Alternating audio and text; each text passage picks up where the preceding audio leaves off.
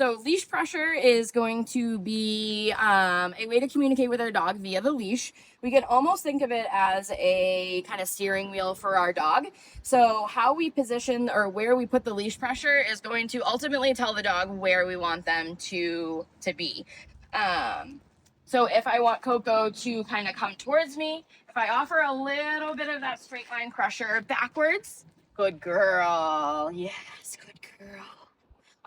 The release of the pressure once the dog comes into you is going to be that primary kind of reward where that annoying pressure kind of goes away. Secondary could be that reward that I'm going to give. And Coco's very distracted by something that's over there. Good girl. And I'm not pulling her with my leash. I am just gently, almost like just with my thumb, applying gentle pressure backwards and waiting for her to kind of give in. She's being a little bit stubborn. Yes, good girl. She's being a little bit stubborn with the pressure right now. Good girl. But anytime she gives into that pressure is what I'm going to mark. Yes, good girl. I can also use my leash pressure to communicate a sit. So it's just going to be upwards pressure that way. As soon as my dog's bum hits the ground is when I'm going to release that pressure. Good girl. I can use directional again for down. So I'm just going to kind of offer some pressure down to the ground. And I'm not, again, muscling her. I'm not pulling her into that position. I'm just holding this gentle pressure down to the ground until she decides to get into that position. Good girl.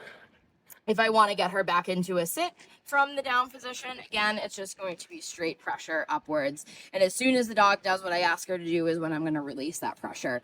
We don't have to reward with food right away if she's not interested in the food, which right now she is really distracted. The release of the pressure is actually the reward for the dog when using leash pressure.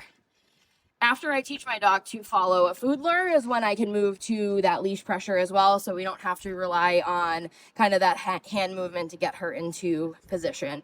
So if I want her to get into heel right now, I'm going to just use that leash. Same way that I moved my hand with the food, I'm just going to move it with the leash. Have her kind of follow it into position. Just like that. Good girl. If I want her to get into a down position, I don't have to use the word. I just use that leash pressure to communicate what I'm asking her to do. And just by practice, she knows that when she feels that upwards pressure upwards, she has to get into a sit. When she feels that pressure going down, she knows to get into that position, as well as kind of coming towards you. Good girl. Yeah, that's a good girl.